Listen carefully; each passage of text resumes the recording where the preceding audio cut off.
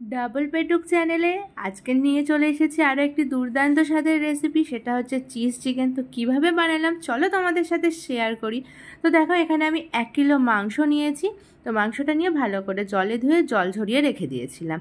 তারপরে এবার একে একে এর মধ্যে ম্যারিনেট করার জন্য দিলাম 2 চামচ মতো ভিনিগার, আর আদা রসুন আমি গ্রেট করে দিয়েছি। তোমরা কিন্তু চাইলে অবশ্যই মিক্সিতে পুরোপুরি পেস্ট করেও দিতে পারো। তারপরে দিলাম বেশ কিছুটা সাদা তেল, মোটামুটি 3 থেকে 4 চামচ মতো সাদা তেল দিয়েছি। এবারে দিচ্ছি একে একে লবণ। তো গুঁড়ো মশলাগুলো অ্যাড করছি। তো ফার্স্টেই তো লবণ দিয়ে দিলাম, তারপরে দিলাম কাশ্মীরি লঙ্কার গুঁড়ো, আর দিয়েছি জিরের গুঁড়ো, ধনের গুঁড়ো, আর সাথে দিয়েছিলাম হলুদ গুঁড়ো। তো হলুদ গুঁড়োটা খুব বেশি পরিমাণে দিই না, কারণ মাংসটা একটু সাদাতে হবে, তাও দিয়েছি। আর লাস্টে দিয়েছি চিকেন মশলা। তো গুঁড়ো মশলার মধ্যে এই কটা জিনিসই ছিল। এইবারে আরও অনেকগুলো জিনিস দিতে হবে জানো তো। তো দিলাম হচ্ছে কেওড়া জল আর গোলাপ জল, খুব বেশি দেবো না, কারণ খুব উগ্র গন্ধটা যাতে না ছাড়ে। আর দিলাম কাঁচা লঙ্কা, তোমরা কাঁচা লঙ্কাটা পেস্ট করেও দিতে পারো, আমি একটু চিড়ে দিয়ে দিয়েছি। আর দিলাম ফ্যাটানো টক দই। আরও কিছু জিনিস কিন্তু অ্যাড করতে হবে। তো দেখো, এখানে এই যে বাটার দিয়ে দিলাম, যে ছোটো যে 15 টাকার যে বাটারগুলো হয় না, তো সেটা একটা গোটা এর মধ্যে দিয়ে দিলাম ম্যারিনেট করার জন্য। আর এই যে আমুলের যে ছোটো চিজ কিউবগুলো হয়, সেটা আমি এখানে 2টো দিয়েছি, মানে 2টো চিজ কিউব গ্রেট করে দিয়েছি।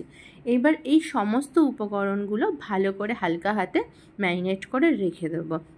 আর সবার শেষে না আমি একটা জিনিস দিতে ভুলে গেছিলাম, তো সেটাও এর মধ্যে অ্যাড করে দিলাম, সেটা হচ্ছে কসৌরি মেথি। তো এই সমস্ত উপকরণ দিয়ে ভালো করে ম্যারিনেট করে আমি এখন রেখে দেবো 2 ঘন্টার জন্য। হাতে কম সময় থাকলে আধ ঘন্টা কি 1 ঘন্টাও রাখা যায়। যতক্ষণ বেশি রাখবো তত মাংসটার টেস্টটা ভালো হবে। তো কীভাবে রান্না করছি সেটা তোমাদের সাথে শেয়ার করি চলো। তো কড়াইতে দেখো তেল দিয়ে তেলটা গরম হয়ে গেলে এবার কুচানো পেঁয়াজগুলো দিয়ে দেবো। আর তেলের ওপরে আমি একটু গরম মশলা দেবো, সেটা হচ্ছে দারচিনি, লবঙ্গ আর এলাচ। তো এই সমস্ত উপকরণ মানে গরম মশলা আর পেঁয়াজ দিয়ে একটু হালকা লাল লাল করে ভেজে নিলাম, খুব বেশি কিন্তু আমি ভাজিনি। তো হালকা লাল লাল করে ভেজে নিয়ে এইবারে আমি ম্যারিনেট করা মাংসটা দিয়ে দেবো। আমি কিন্তু আজকে প্রায় 3 ঘন্টার কাছাকাছি রেখে দিয়েছিলাম জানো তো, কারণ মাংসটা অনেকক্ষণ আগে ম্যারিনেট করে রেখেছিলাম। তো দেখো, আর কিছুটা বাটার দিয়ে দিলাম, ওই যে ছোটো বাটারগুলো আছে সেটা আরও একটা দিয়ে দিলাম। দিয়ে এবার ভালো করে কষিয়ে কষিয়ে রান্না করতে হবে। গ্যাসের ফ্লেমটা লোতে রেখে দেখো, ঢেকে রাখছিলাম বলে এতটা জল বেরিয়েছে, আমি কিন্তু আর এক্সট্রা করে আর কোনো জল অ্যাড করিনি। তো এইভাবেই আমার মাংসটা কিন্তু সিদ্ধ হয়ে যাবে, এবং এইভাবে আমার মাংসটা রেডি হয়ে গেছে। তো মোটামুটি বেশিক্ষণ সময় লাগেনি, যেহেতু ম্যারিনেট করা ছিল, এর জন্য মাংসটা কিন্তু আমার 40 থেকে 45 মিনিটের মধ্যে হয়ে গেছে। এবার লাস্টে এখানে আমি একটু গুঁড়ো মশলা দিলাম, আর দিলাম একটু ঘি। তো গুঁড়ো মশলার মধ্যে কী ছিল একটু তোমাদেরকে বলে দিই, সেটা হচ্ছে জায়ফল, জয়িত্রী, এলাচ, লবঙ্গ, দারচিনি, এই সমস্ত উপকরণ দিয়ে একটা পাউডার বানানো ছিল।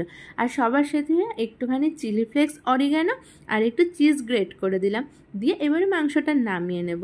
তো দেখো, এখানে আমার চিজ চিকেন একদমই রেডি হয়ে গেছে। ফ্রাইড রাইস বলো বা গরম ভাতেও বলো বা রুটি, পরোটা, লুচি, সব কিছুর সাথেই কিন্তু অসাধারণ লাগবে। লাচ্ছা পাউডার সাথেও ভীষণ ভালো লাগবে খেতে। তো আজকে আমি বানিয়েছিলাম ফ্রাইড রাইস, তো এটার সাথে আজকে আমি খেলাম চিজ চিকেন।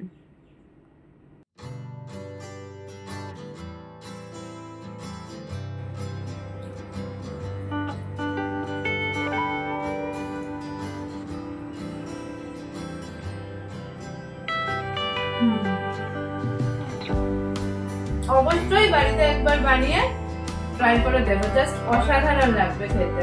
একটু মুখটা তুলুন। মাংসটা